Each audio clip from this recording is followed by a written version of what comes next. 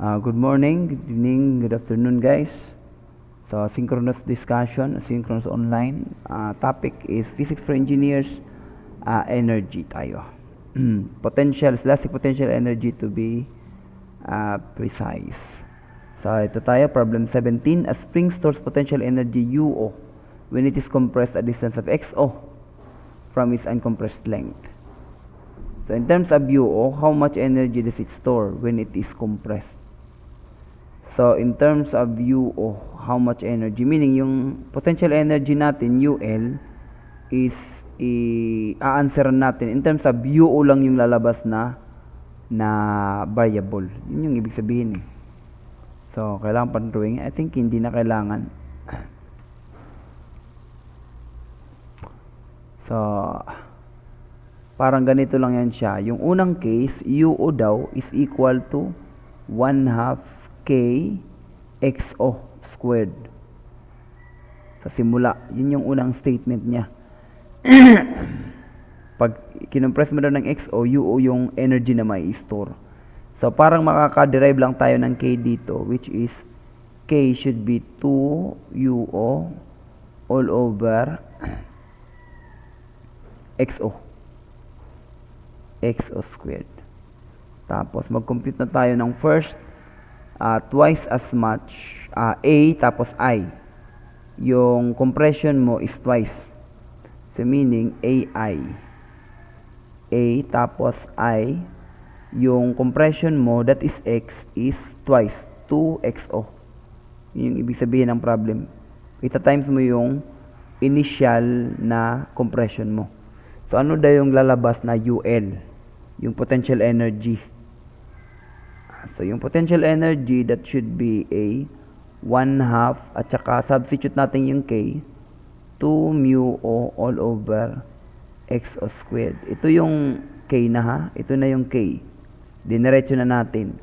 Tapos, yung X natin sa second case, of course, ito na yung X. Which is, sa-substitute naman natin yung 2XO. Tanyo? Yung UL is equal to 1/2 KX squared. Substitute natin dito yung X, substitute natin dito yung Y, yung K. Tapos dito, naka-squared pa tayo. So, you have cancel to, you would have a UO all over XO squared multiplied by 4XO squared. So, cancel to siya. The answer is 4 UO. So, yung potential energy natin, elastic potential energy, is 4 times the elastic potential energy nung unang case. Yun yung sinasabi niya in terms of UO. Okay, dito tayo sa letter A, II. Bali, half. Ibig sabihin, half naman yung compression, meaning yung X mo is 1/2 ng XO. Yun lang. Balik ka naman compute ng UL. That is 1/2 2 UO XO squared. And then, you substitute your 1/2 XO squared. So, cancel to dito. Meron kang UO all over XO squared. And ito is magiging 1/4 XO squared. So, cancel pa rin ito. Yung lalabas is 1/4 mu sub O. So, sabihin, kung half lang yung compression mo, ay magwa 1/4 yung energy na makukuha dyan. Yun yung ibig sabihin for BII. So, this is AII. Papunta tayo sa letter B. Sa letter B mo naman, in terms of XO, how much must it be compressed from its uncompressed length? Tapos yung I naman, twice as much energy. So ngayon, yung binigay naman sa letter B, yung UL mo ay magtwa-twice daw sa energy na makukuha mo sa unang energy na instance. Tapos, of course, substitute tayo sa UL. That would be 2 UO is equal to 1/2 2 UO all over XO squared. Tapos, of course, dito is X. Yung hinahanap natin dito kasi yung X. Anong compression? Tapos, in terms of XO. So, ito actually, magka-cancel to siya, magka-cancel din to siya. So, yung lalabas dito, x squared is equal to 2xo squared. So, square root natin, may lalabas tayong square root of 2xo. So, ito na yung x. So, meaning, parang makukompress siya.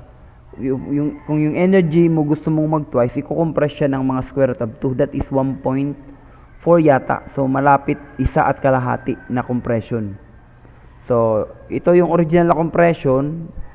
Yan ngayon, original plus may papuntang half. Meaning, magto-twice na yung potential energy na makukuha dyan. So, for BII, yung case mo is, yung UL mo is, magiging 1/2 ng UO. 1/2.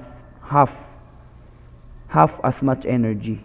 So, half as much as energy, substitute, 1/2 UO is equal to 1/2 2 UO all over XO squared. Tapos, yung X na naman niya kinahanap. So, cancel na naman to. You would have, cancel na naman to. You would have X squared is equal to XO squared all over the square, all over 2. Hindi pa nga sa nag-squared, excited. So, square root mo to, yung lalabas dyan is X, wala na, X is equal to XO all over square root of 2. Or, pwede mo yan siyang pagandahin, square root of 2, magkakaroon ka ng square root of 2 all over 2. Rationalize XO. But anyway, from the book, ito man yung usual na hinihingi, yung naka square root of 2 over 2. Or 1 divided by square root of 2, which is 0.7. So, i-compress mo siya ng almost 3/4, and it will give you half of the energy it can store. Okay? So, pwede 0.707 XO. Pwede ganyan. Ito, that is 1.4 something XO. So, ito is 0.25 UO. So, kung sakasakali ko mang hingin tong problem na to, ito yung lalabas sa 0.25. Baka blank, tapos UO. Na yun yung mga usual. Okay? Thanks guys for listening.